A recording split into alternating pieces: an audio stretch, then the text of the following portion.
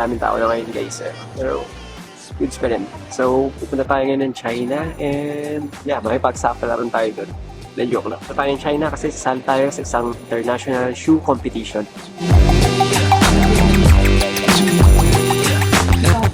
Ano ba yun? Okay, tapos na tayo magbayad ng travel tax. Pila naman tayo sa check-in. Medyo mahaba yung pila eh. Fingers down my spine. Girl, you look mighty fine. Won't you rub your fingers down my spine? Girl, you look mighty fine. Won't you rub your fingers down my spine? Girl, you look mighty fine. Won't you rub your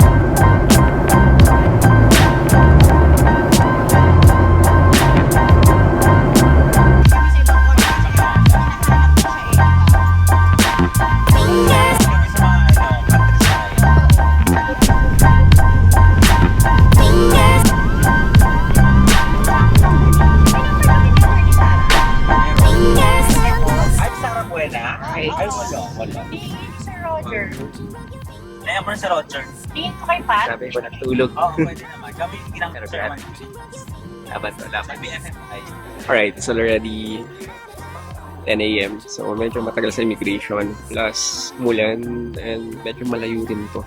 Sa mga 40-minute na drive from the airport. Pero nandito tayo ngayon sa hotel, sa Dongfang Hotel. Pero hindi tayo nag-check-in dito kasi alas 2 pa yung check-in natin doon sa kabilang hotel para at least makita namin yung kabilang hotel kasi madalas yung mga kasama natin dito sila laging nag-check-in sa Dongfang and gusto nilang makita yung hotel namin which is mga 405 meters lang naman, that's only 6-minute walk lang naman. Pero yeah, dahil yung hotel dito, in fairness, dami mga Pinoy din po yun. Siguro talagang bilihan din ng mga supplies dito talaga. Palitan tayo lahat mamaya and mag-check-in muna kami. Iwan muna namin yung gamit tapos kakain muna tayo. Kaya sa China, high-tech talaga din sila. Kaya silang ganyan. Sobrang laki. I think nandito yung sa kabila yung banquet hall nila. Kasi may event tayo na pupuntahan and dito mismo yung gagawin. I think mamayang gabi yata yun. Kaya sakto dinner na rin. Okay, we're going to their room. Laki yung princess. Sobrang laki nito. Parang mas malaki pa sa Manila ko. Kasi sobrang laki. Parang 2,531. Nasa 1,500. Second floor pa lang to. And upgrade daw sila ng suite. Tignan natin. Kailan natin yung room? Alright! Ay, din sa atin. Wow! Parang may lyrics na pala ito. Ito yung sa atin. Maganda yung view. Maganda yung view, brothers. Oh, ganda oh. Tour ulit natin para makita natin. CR muna tayo. Automatic din ang CR. ABD na rin yan guys, pero automatic parang Japan. And meron tayong jacuzzi. Meron tayong shower. Please na pwede natin ilagay yung mga gamit. Yeah, kailangan mag-doon. May ref. And bed. Sheesh. And the view. Laki niya. Parang 5 floors lang to, pero sobrang laki. Actually, parang ito lang yung kalahati. Meron pang kalahati. Dun sa kabila, yung pinuntahan ko kanina. Meron pa dun. Alright. Next room tayo. Ito maganda to. Panalo to. Hi kayo guys. This one is executive suite. So, isa naming mga kagrupo. Sheesh! Ayan. May sala sila. Siyempre may ref tayo pagpasok dyan. May TV. May balcony ka sa labas. Pero tingnan natin yung balcony. May sariling balcony. Oops! Hindi ko siya makita. Ayan. Ganda. Ganda ng room nyo. Panalo. Sheesh! Tapos, ito yung room. Ganda. Panalo to. Executive suite. Then, this is the room. Go lang! Ganda. Grabe to, oh. Sheesh. Ay, kaso tayo dito. Abi-abi. Tayo tatlo. Ganda, maganda. Dalawa, ah. Hindi lang isa. Dalawa. Okay. Toilet yung isa. Very good. Ganda. And you also have a room here para pwede mong lagayan ng mga gamit. Pretty, yeah. Tapos, parang connecting siya dito kanina. Dito tayo pumasok kanina. Meron. Ganda. Panalo. So nakatulog tayo guys. It's already 5:30 in the afternoon kasi sobrang puyat na puyat tayo. 3:45 AM flight natin papunta dito sa Guangzhou and parang wala tayong tulog eh. Dumating tayo ng airport mga before 12 midnight and kakalabas lang namin ngayon sa hotel. Punta tayo ng China Hotel ngayon. Mag-meeting tayo pero natuwa ako sa mga parking nila dito. Nakakatuwa. Sobrang nakakatuwa talaga. So right now, ito yung parking nila. Sheesh! This is a multi-level parking. Tapos automatic yung mga nagbubukas yung gate na yan sa baba. And aakyat yan. Hindi ko lang mapakita sa inyo pero sobrang astig yan. Napaka-astig. Napakagaling. Grabe panalo. Alam. So, nakakaingit lang ito. Sobrang advanced din ng China talaga. Sa totoo lang. And plus, syempre, ang linis dito. Nakakatuwa. And by the way, malapit din pala yung hotel namin sa China Hotel tsaka sa Dongfang Hotel. Pero dito kami sa Ibis or Ibis. Medyo umuulan-ulan ngayon. Tapos wala lang, naplakda kami, na-knockout kami ngayon. Pero mamaya papakita ko na lang yung hotel namin sa inyo. Hindi na namin napakita kasi pagka-check-in namin, wala na. Nakatulog na agad kami. Natutuwa ako kanina, di ko na na-vlog kasi nag-brunch na kami sa McDonald's. And hindi ko napakita sa inyo kung paano kami nag-pay doon, paano kami mag-order. Pero ginamit ko dito is yung Gcash natin. Nakatawa lang, pay with Alipay tayo. And ang baba ng rate nila. And pakita ko lang din, paglabas natin sa kantong-kanto, dito na agad tayo eh. Ito yung China Hotel, ito yung McDonald's, tapos ito yung Dongfang Hotel naman. So meron kami mga friends na naka-check-in sa Dongfang, tsaka sa China. Tapos dito kami, sa gitna naman. Wala lang. Pag nakita-kita kami tomorrow naman, kasi pupunta kami ng convention. So, dito kami sasakay mismo sa may bus. Lahat ng mga exhibitor doon is dito libre sila. So, yung mga bus dito, yan. Diyan kami sasakay.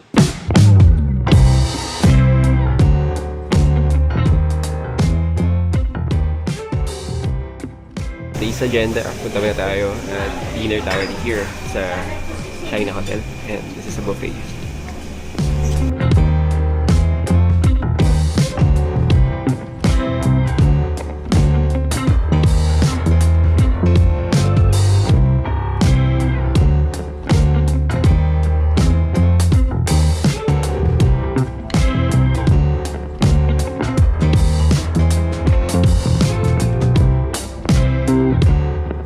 Started this, may tayong prawn cracker, deep fried tofu, deep fried wonton, have pizza, fried pasta, street beef in tomato sauce. Then we have French chicken with cream sauce. We also have sweet tomato cream, and we also have vegetables and fish steak and grilled chicken. This is the meat section. We have sausages, we have the sauces. Uy, fish. Seafood tayo dito. Also have yung shrimps natin. I have marinated tofu, Cantonese poached chicken, and beef tayo. Actually, ang dami pa dito. I think we have the Tonglang station here. Mga soups. Pwede na yung magkano ng mga noodles. And yeah. Marami. Parang sarap nito. Fish skin. Very seafood with spicy. And soup. Tayong pepper pork fry. Also have this parang adobo. And garlic sauce. Nakakatawa dito. We have a cheese station. May selection tayo dyan. May mackerel tayo. We have the smoked duck breast. And we have beef. Tawa ko dito, may mga binuburo silang mga iba-ibang mga prutas. Kompleto rin Also, this is the fruit section natin. Complete tayo. So, we have the melon, we have the dragon fruit. Meron pa tayong ganyan. Dami. And even the salads. This is the salad section. Dami. Tara, chow time muna tayo. First, natin mga food natin. Salad na tayo. Okay, kakauwi lang natin. Sobrang daming nangyari and maraming mga meetings din. Pero, bigyan tayo ng parang hit ngayon. So, nagagamitin natin for the next 3 days para sa event natin. So, ako alam, kasi international to So, ibig sabihin may mga ibang mga bansa na mga kasali din. So, may from Malaysia, ibang bansa pa. And, syempre, sana manalo tayo. Or sana, from the Philippines, may manalo sa atin. Bigyan tayo ng ID, guys. Nakakatawa dito, guys. Nakalagay VIP and may Philippines na nakalagay. So, kailangan natin to kasi ito yung pinaka-pass natin. And also, we have some vouchers, VIP vouchers na nakalagay for tomorrow and the other day. So, may mga vouchers din tayo sa mga coupons for Coke, drinking water, and coffee. Then, we also have the invite kasi kailangan ng invite natin lalo na for the May 20 the event sa grand opening at 10 a.m. So, one is in English and the other one is in Chinese. Nakatuwa lang. Tapos, binigyan din tayo ng vouchers kasi for the shoe and leather naman na parang fair or event naman sa Hanoi sa Vietnam. And yung guide natin for tomorrow or for the next 3 days. Actually, may mga magtutok tomorrow. Yun yung nakakatuwa lang din. And syempre, tomorrow na rin, i-feature yung mga yung mga top finalist para sa International Footwear Design Competition. And yeah, kasali din tayo din. So, sana, kahit pa paano, akong hinihiling ko lang, pinagdadasal ko is, sana one from the Team Philippines may manalo sa atin. Kasi, syempre, success yun ng bansa natin. So, yeah.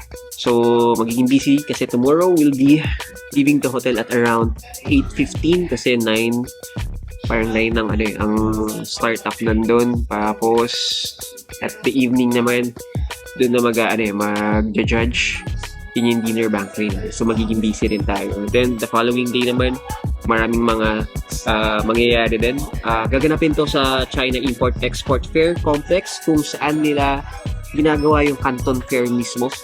So, doon mismo yung venue natin. And, nandun din yung mga suppliers for the leather shoes, mga leather bags. Nandun na rin. And, syempre, may mga magtotalk din for tomorrow and for the next 3 days. So, wala lang. It's a very, very good experience para sa atin. And syempre, kahit papaano is, ang dami natin mapupulot dito And sana marami tayong makuhang contacts, marami tayong learnings na makuha, and syempre yung mga connections na makakatulong sa atin mismo para at least ma-help natin yung Filipino shoe manufacturing. So, kanina nag-discuss din kami na parang every year daw, pababa yung mga shoe manufacturers and yung mga Gen Zs ngayon, hindi na nila masyadong or konti na lang sa kanila yung gusto ng ganun trabaho kasi parang gusto ng iba instant na pero still tingin ko is hindi mare-replace kasi ni AI yung mga ganito so yun yung nakikita ko and plus kung meron man pagkukulang sa ganitong niche may opportunity na pwede ka maging successful sa ganitong industry. So yun lang guys, so matutulog muna tayo na maaga. I don't know pero dami ko kasing nakain pero parang gusto ko muna maglakad muna sa labas. It's already 10 p.m. 9:50 na, magta-10 na. So, gusto mo na maglakad-lakad para kahit pa paano bumababa yung kinain natin. Early in the morning, aalis agad tayo kaya kailangan makatulog ulit tayo. So lang guys, so that's our 2 cents for today. God is good all the time. Salamat sa pagsama ngayon. See you on the next one. Cheers!